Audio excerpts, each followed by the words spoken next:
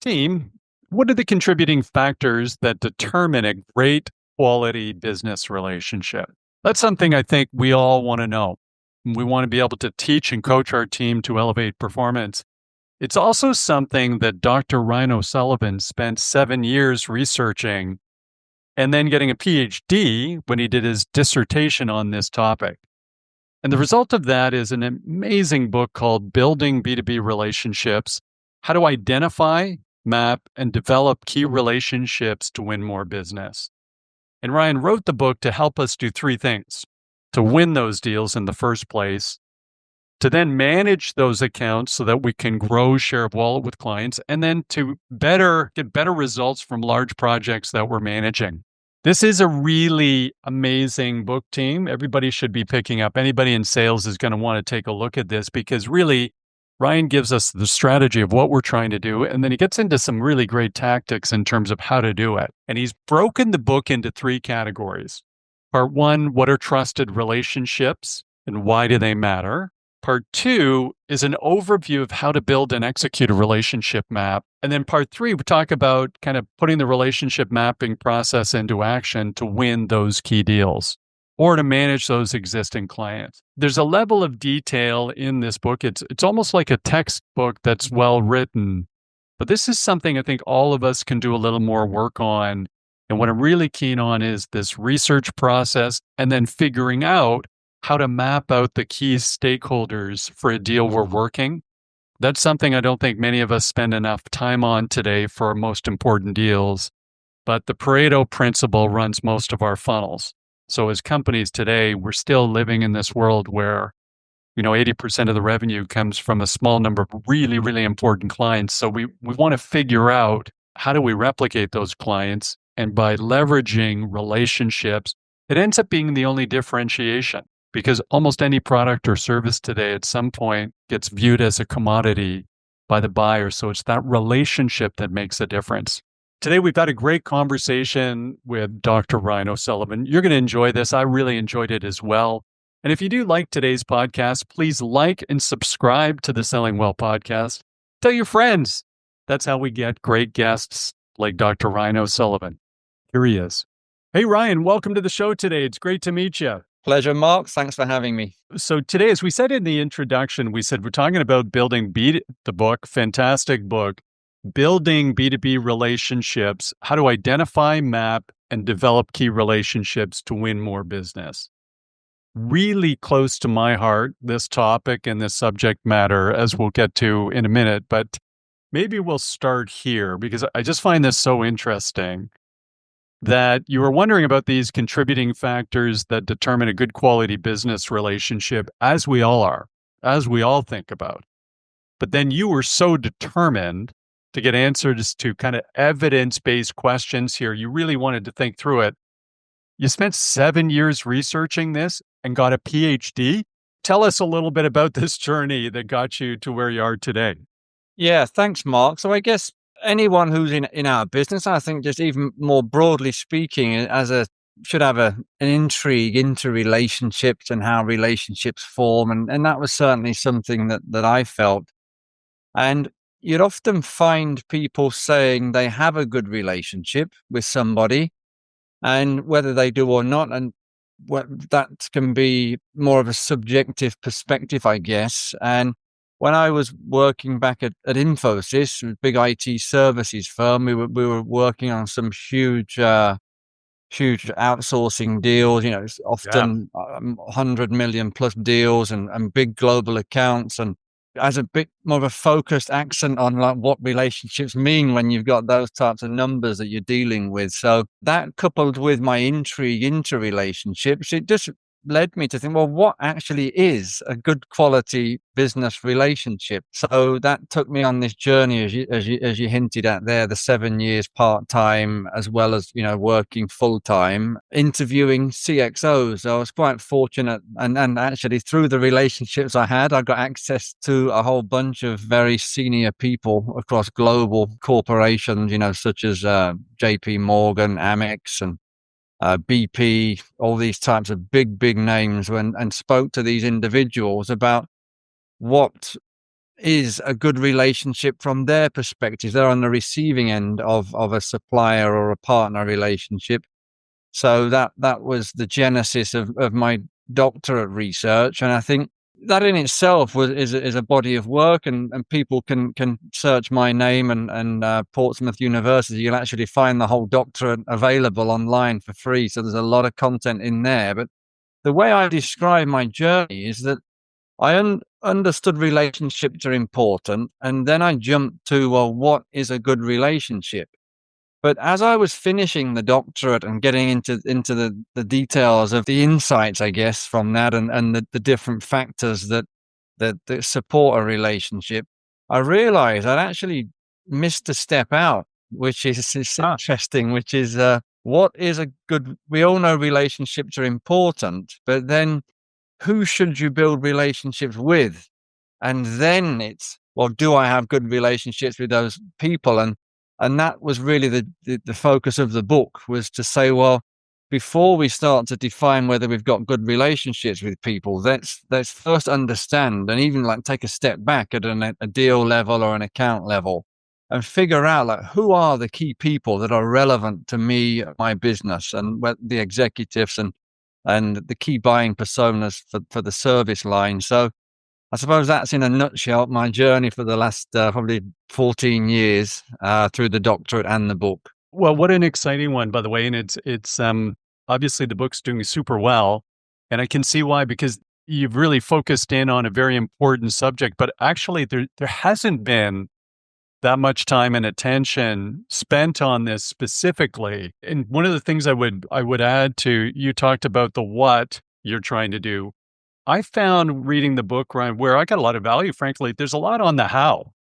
So, team, as you're reading through this book, I think in some cases it's almost like a well-organized, easy to read textbook, but it takes you through step by step.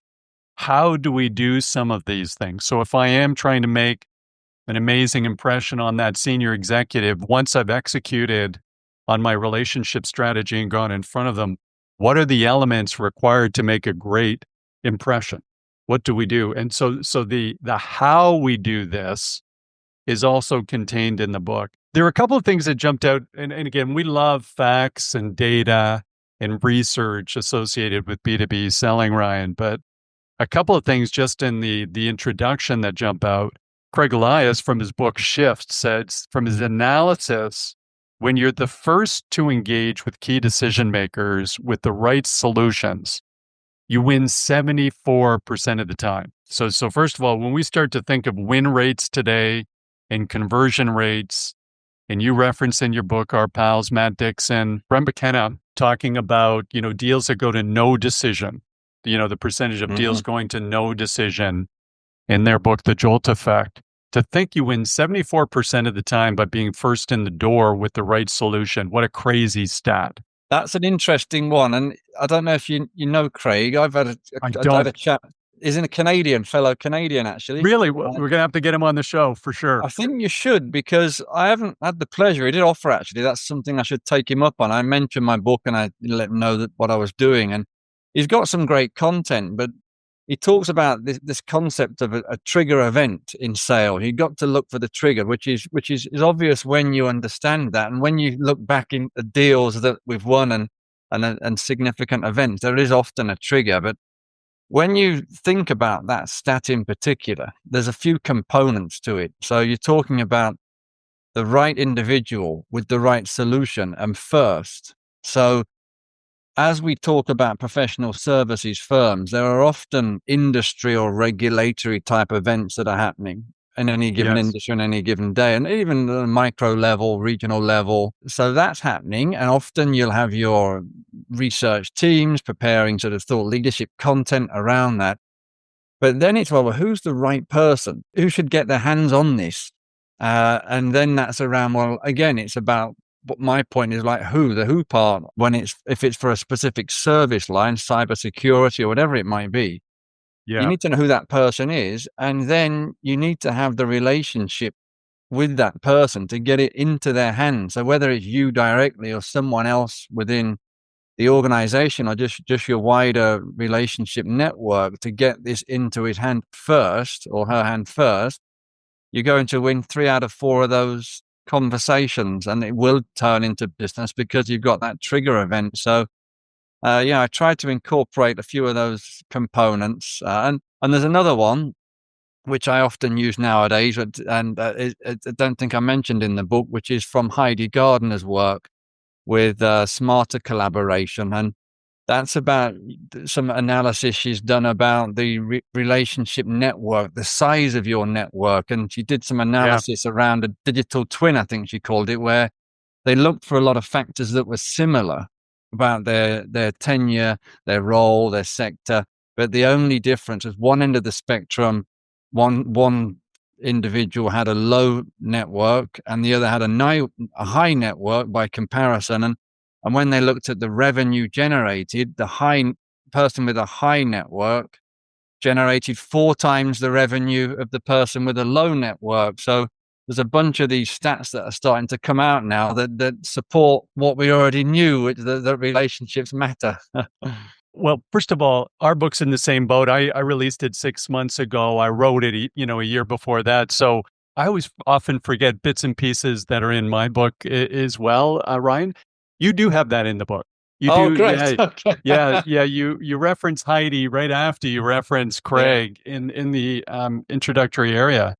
But I think it's so important, like this topic to focus in on is just so important because it is one of those things where there's this assumption made about relationships.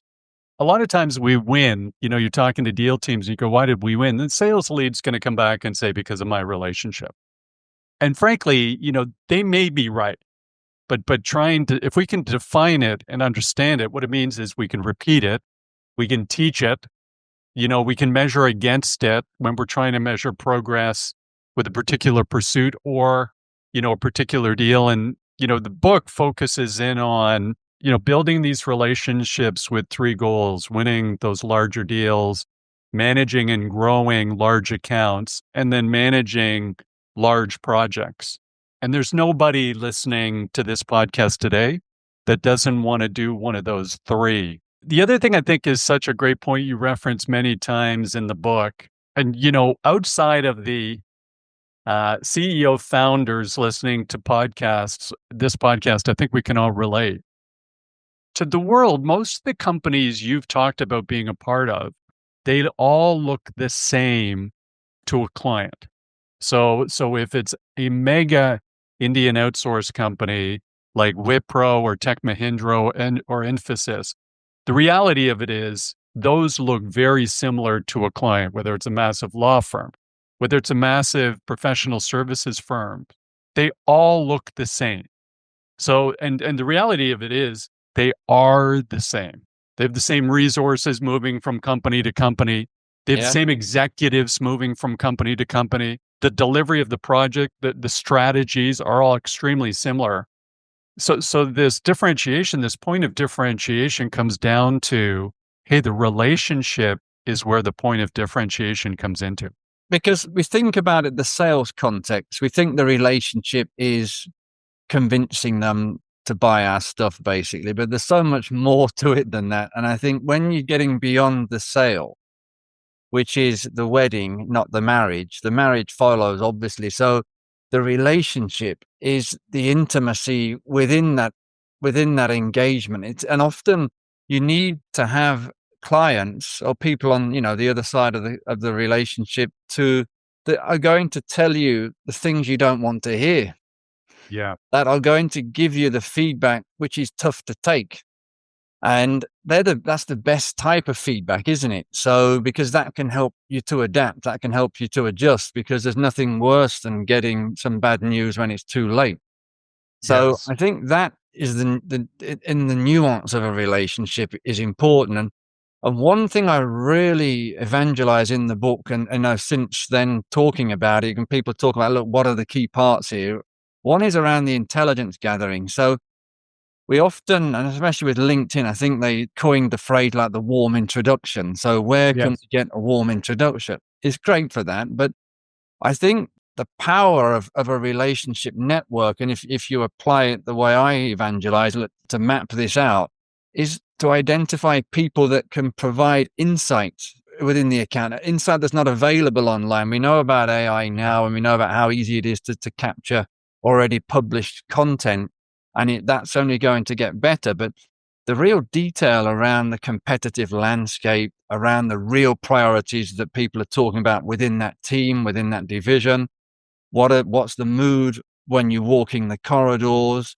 I think this is the stuff that comes from relationships and from getting access there. And that, when you couple that with and integrate it into your conversation with one of those key execs that you've actually mapped out in advance, maybe you're meeting them for the first time, that's the power of coming into that conversation with that context is going to set you apart and build trust, the magic 5-letter word. It's so difficult to do in a short period of time. But again, that's where the how, I really enjoyed some of the how. And part 2 of the book was this overview of how to build and then execute this relationship map. But team, one of the key takeaways, and we can all continue to get better at this, but our belief today is you can likely get one meeting with almost anybody. You can likely get a first meeting with almost anybody if you came from one of the organizations that you spent time with. So global leaders, top 300 companies globally. If you're one of those companies, you can absolutely get a meeting with almost anybody. But if you don't execute that meeting well, you're not going to get a second one. And what I really enjoyed about the book, when you were interviewing those CEOs and senior executives running things, you suddenly asked them a question about the best client executive or account manager they ever worked with. And you said they kind of lit up. They still, those they get energized and enthusiastic in terms about talking. What were some of the key insights? It sounded like they were gushing about these people in some cases. What were some of the real key insights you pulled out there? Yeah, well, I think that the doctorate insight. So and anyone that doesn't know that the purpose, I guess, with any type of research like that, but particularly a doctorate level, is what's original, what's unique, what doesn't exist already. So that's what you're fishing for at the end, and you're hoping you've got something. You're hoping to find something. Yeah, yeah.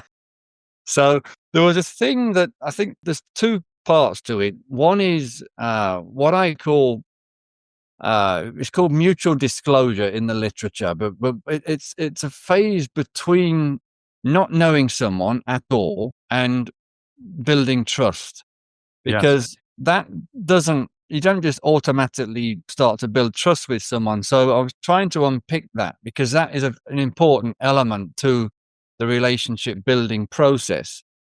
And it's more what not to do. So there's 3 components that I uncovered around this, what I call mutual disclosure. So just when you're meeting someone for the first time, those first few interactions, what's going on there that is going to open the person you want to build a relationship with to welcome you. So there's 3 elements to it. One is, perhaps surprisingly and unsurprisingly, do not sell. Right. One thing is detestable to every single one of these people I met was they don't want people to sell to them. And I know that's our job a lot of the time, but that is something that is very off-putting. And it's obvious, but it's difficult to maneuver around that. So when I interviewed these executives, they were describing the best person they worked with. And they often said they didn't feel in like a 10-year relationship that they ever were trying to sell them anything. Amazingly.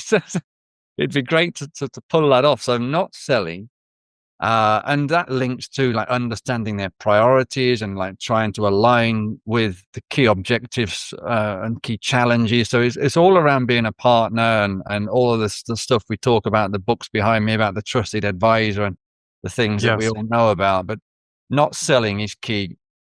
2 is not to have a clash of personalities. So that's another thing which I think is, if you're aware of it, you can maybe avoid it. So if there are, and I talk about that in chapter 10, which is how the final chapter, like where do we go from here, which is a bit like using social styles to understand someone's personality, but also then understanding what can irritate them. So there was a strong theme amongst the people I interviewed around, look, if it doesn't click, if we don't get along, it's not going to work. There needs to be that dynamic energy flowing. So that was sort of what not to do again. And then the final part is you've got to have knowledge, experience, insight, something valuable. So if you imagine you've done your research, you understand the priorities, you understand the competitive landscape, you understand, what's keeping them awake at night. You don't have to ask them that. You already know it. And you're not selling and there's not a clash of personality, then you've got to position what you have to they recognize and respect you, and there's some credibility there. So I think that's a good combination of what you need to come to those initial interactions with and set your stall out with that in mind. Well, it's such good advice. And again, these are things you would expect we'd know, but the opportunity to continue to get better at doing this. I mean, the knowledge and insight and value, that's a lifelong pursuit. Like all of us continuing to level up our business acumen so we can have that conversation, whether it's really understanding that particular buyer persona or understanding what's affecting their business and their industry, or understanding what we're seeing with all of our other clients and what's hitting them in the future, what they're thinking about in the future. I think executives today, knowing they think about the future. They're not managing and maintaining the past. They're thinking about the future. They're wondering what's out there that I don't know that's going to come and kick me in the ass. Please. So I was just going to add to that, which is one of the other interesting insights that came out from the research was I asked these senior executives about the best person they've ever worked with from the vendor side. And obviously, like we've discussed, that we went through that process, but there was another theme that came out from this. And this, I think, is very telling, is that every single one of them, without fail, the person they were describing was working on an absolutely fundamentally important project for that person. So it wasn't that this guy, this person I met was brilliant doing something periphery for me over here. This was, in some cases, an actual career-defining project. So again, it links to working on things and being involved in things that actually matter to that person. Yes. And again, it comes to the priorities and the things that are driving their business forward. So, it all sits underneath that. And I was at a dinner just last week with discussing some of these subjects, and that came as a question from the room: is look, it's so tough nowadays to build new relationships. How do we do it? And we were going around just sharing our thoughts, and I just came back to that point. If you're not addressing something that you know is a priority, it's going to be very difficult to get the mind share. But if you are, they will clear their desks and have you in 9 o'clock tomorrow morning if they feel that is something that can support their specific priorities. So I think that again feeds back into this research and intelligence gathering phase. Well, these are all, great reminders. I'm just even thinking about this for us and our business. And we, the other things that hit me about book and the approach, Ryan, was, we've always been big believers in research, preparation. When preparation meets opportunity, good things happen. But I absolutely believe this book takes it to another level in terms of just thinking through before that moment of truth. What's the order, the priority? If I'm trying to penetrate a new account, I'm trying to get to a certain amount of leaders or executives, what do I do to desktop research that I can do to understand what's going on with them, the business, the industry, the priorities? Then I'm going to be leveraging a network, a relationship map of folks in their company and people outside their company. Could be channels, could be people in my company who used to work at the company, really thinking through how do I get insight and knowledge? Because in that moment of truth, You're not going to get too many opportunities to make that amazing first impression. And I can just, certainly add in the funnel. I'll call that out right now. We don't spend enough time at that. That's one of the things I pulled from your book is just, measure 4 times, cut once, do the preparation before the meeting. But for some of the folks listening to this, whether you're penetrating major accounts, global 100 companies, North American top 500 companies, when you're thinking about those meetings, leveraging the resources in and outside your company to really get this point of view. Large software companies, by the way, they call that value engineering. So they'll bring in a team of MBAs who do nothing but all of that research. So when we've got the meeting, we've had a team of MBAs really figuring out key business metrics, how this company is performing against their peer group, what they've been saying publicly. And then you add to that what you're hearing informally through the channels and the networks. That can make for a very, very powerful first impression. And so I just think that for that reason alone, this book is just a great read, team. Regardless of the level and size of your business, we can all be doing this better. And particularly, again, this also leads to the account management side of things. We're working today with existing organizations. We've had relationships. As you say, we might be a little single-threaded. How do we take a different approach in 2025 to say, hey, listen, I've got to land and expand and figure out how to grow this account? Because the vast majority of revenue growth for most companies today comes from existing accounts. Correct. Well, I'll give you a stat. I think I mentioned this in the book as well. So we all know the Pareto rule, 80-20, and I'm fortunate enough to manage some big clients, and a number of the big 4 are included in there. And I was chatting this through with one of their executives, and she corrected me and said, it's actually not 80-20 on our side. It's more like 99% of the revenue comes from 1% of the clients. Yeah. So, Wow. you can imagine, because there's such a small amount of really huge clients and a long tail. It's possible. I think, she was half joking, half serious, but it was, it's closer to that than maybe 20-80. So that's really important. And I think to think about the leveraging the partner network and the relationships, that's all obviously really crucial.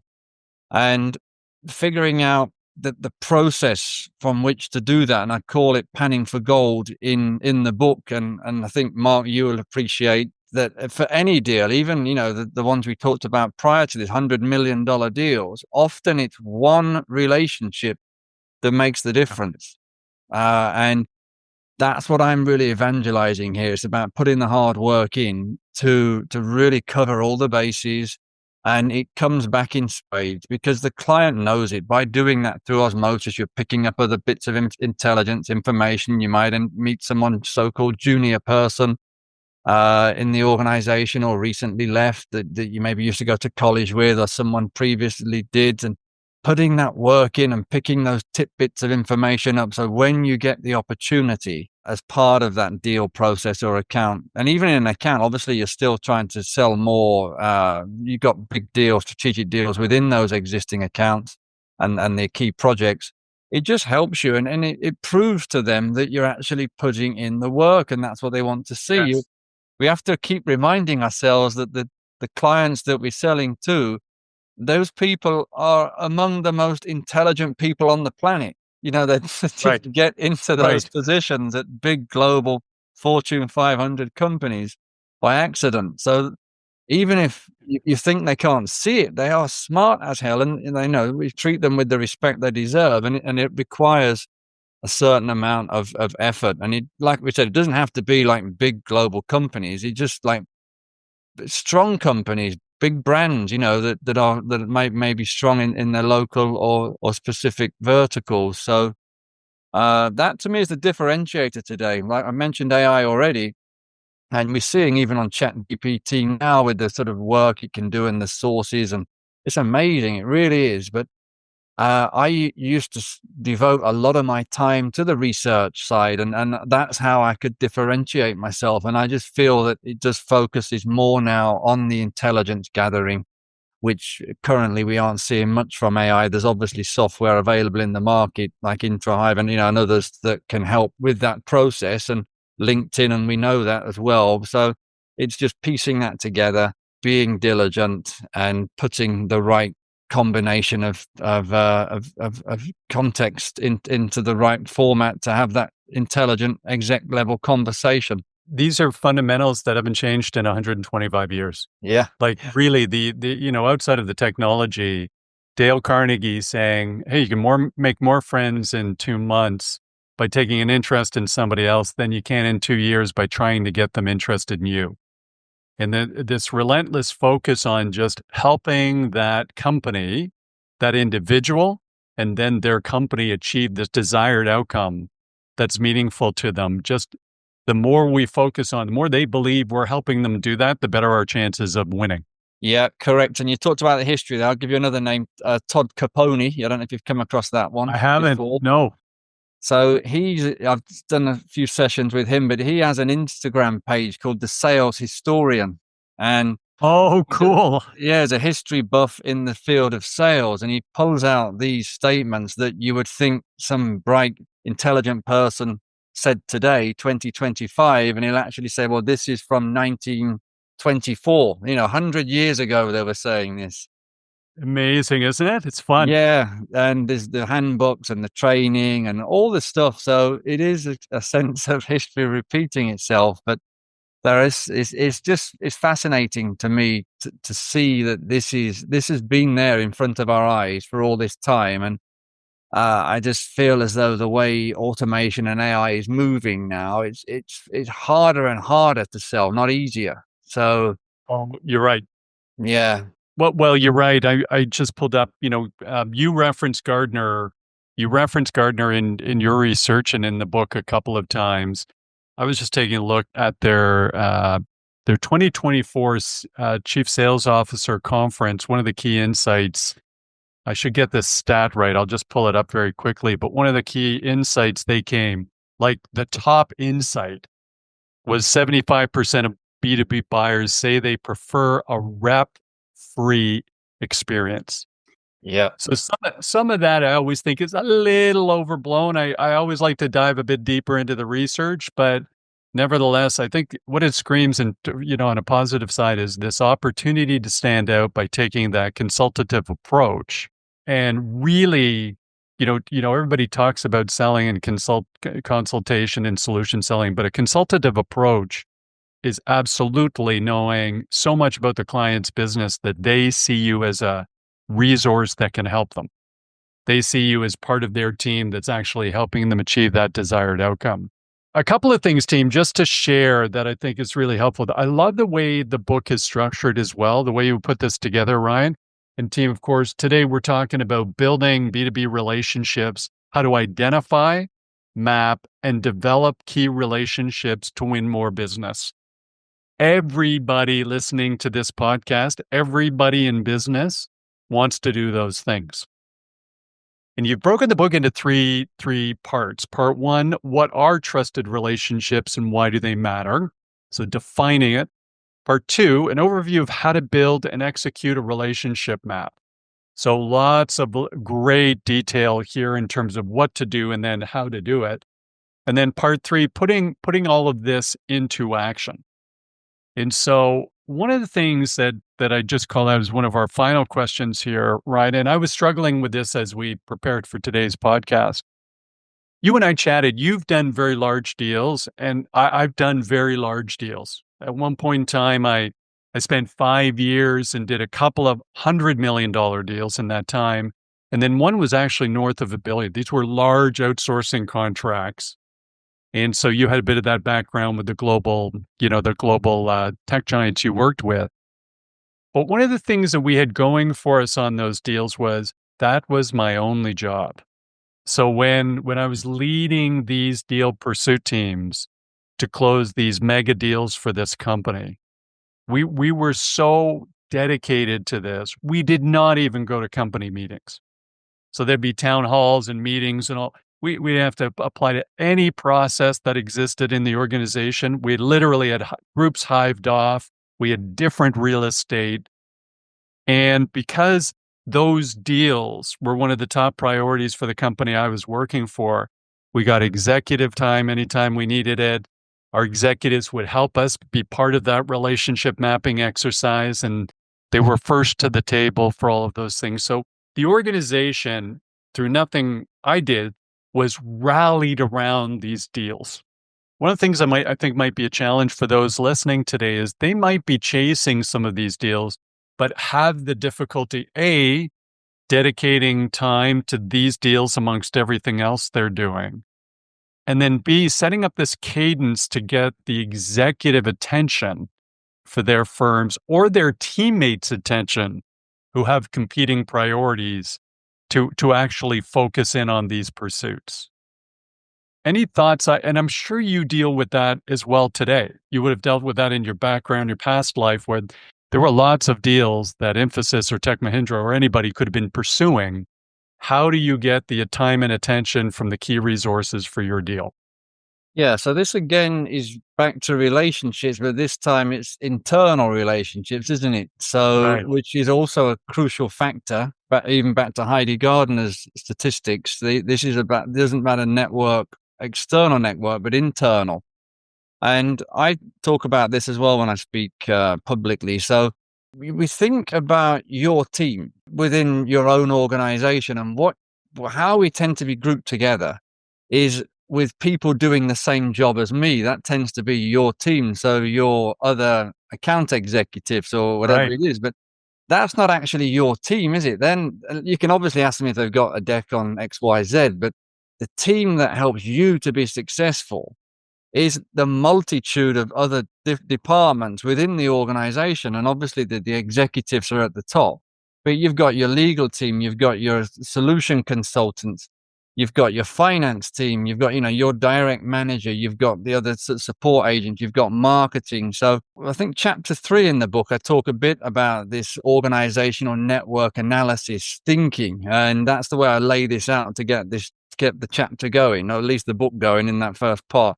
So think about your organization and your network, how well networked you are, because that's what's important. That's what will help you to be successful. And you need to bring in the right level of support to help you get the depth, I guess, in the solution, because you can't do everything. We often talk about you as the lead, I guess, being the director of the film or the maestro in the orchestra. So you can't do everything. And I think that's another thing we need to realize now, that you need to take a step back, and it's bringing in the right folks to map with the right people. But getting the visibility of the right folks is down to how well networked you are within your own organization. And if you're Yes. feeling a bit isolated, that's a place for you to start. So it isn't, you can't just go, the same as we've talked about building relationships. You can't start a relationship by asking someone for something. And we know that. We see that in everyday life. If someone drops me a message on LinkedIn, I say, oh, you know that they're about to, it's like a request for a That's favor right.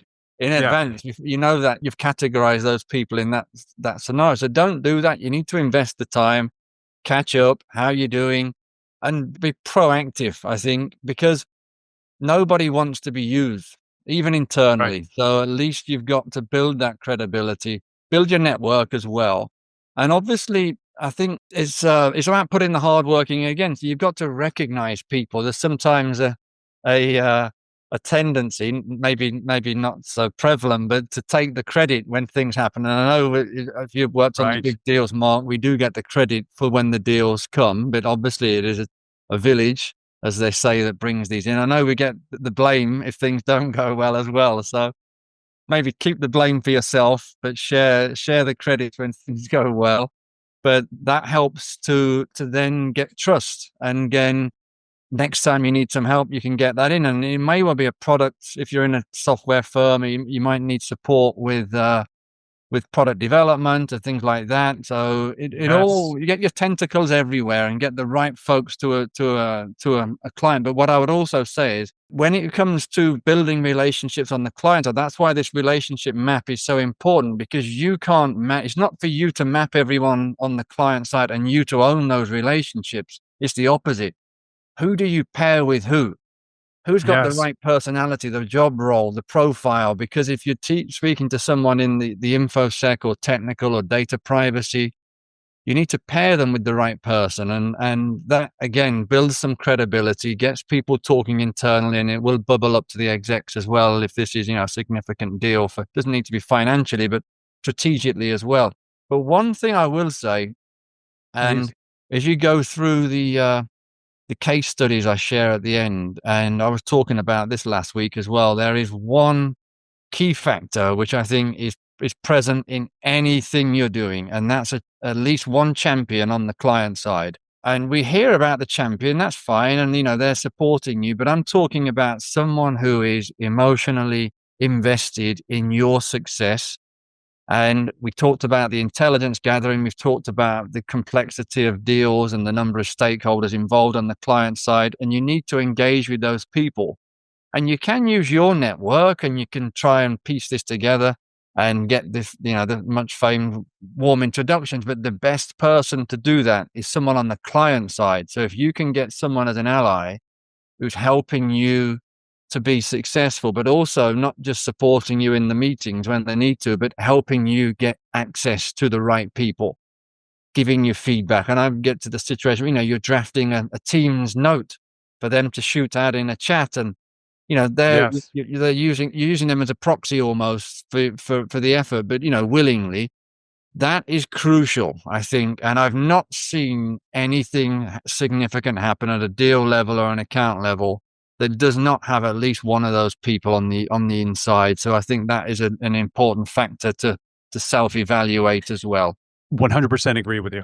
We didn't win any super large deal where there wasn't somebody on that side who was a champion who had a medium to high degree of influence on the deal that said, we absolutely want you to win, and they could articulate why. Yeah. So, and they're helping you navigate as well and getting you introduced, because we know there's whatever it is, 8 to 12 to 15 people that are involved, and banging their fists on the table when it matters and saying we need this, that's a huge component, but also helping you navigate. And I've worked with people where they may not consider themselves particularly senior and not particularly involved in a thumbs up or thumbs down, but they are suitably emotionally involved and supportive of the project, that they're part of your team. And I'd argue they are the most important member of the team. They are sharing insights on the org chart and movements internally, all this sort of stuff. And a new role's been talked about. And I remember for one client, we had a M&A use case, and there was a role that just came up about post-merger integration, and it was reporting to the CEO, and that was a perfect use case for our solution. And this role was, just being talked about, but this lady had happened to figure that out and got us in front of this person, and it turned into a huge success. But that was all thanks to the intimacy of those conversations and willingness to support. Just a great discussion. And so we could talk about this for hours, Ryan. We won't today, but we could talk about this for hours. But given your time, I know you've got top of the hour here. First of all, thank you so much for joining today. How do people learn more about you and what you do in team, building B2B relationships, how to identify, map, and develop key relationships and win more deals? The link to the book on Amazon will be in the show notes for today. But how else can people connect with you, Ryan? Yeah, I think I tend to have, I was a big shareholder in LinkedIn before Microsoft bought them. And since then, Microsoft as well, big believer in LinkedIn. That's where I devote most of my time, to be fair. I'm not too familiar with all these other platforms. I tend to focus on LinkedIn and share my thoughts there, and happy to connect with anybody, follow, connect, whatever we want to call it. I do a bit on X and Twitter, but most of my focus is on LinkedIn. So be happy to chat to anybody then. Fantastic. Us too. LinkedIn's our main focus. Ryan, great to meet you. Thanks for today. And team, thank you for joining today.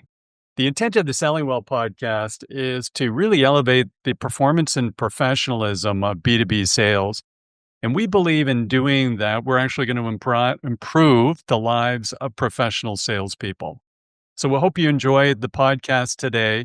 And if you did enjoy the podcast, please like and subscribe to the podcast and tell your friends, because that's how we get great guests like Ryan. That matters to them. In the meantime, team, good selling to everybody, and we'll see you next time on the Selling Well podcast.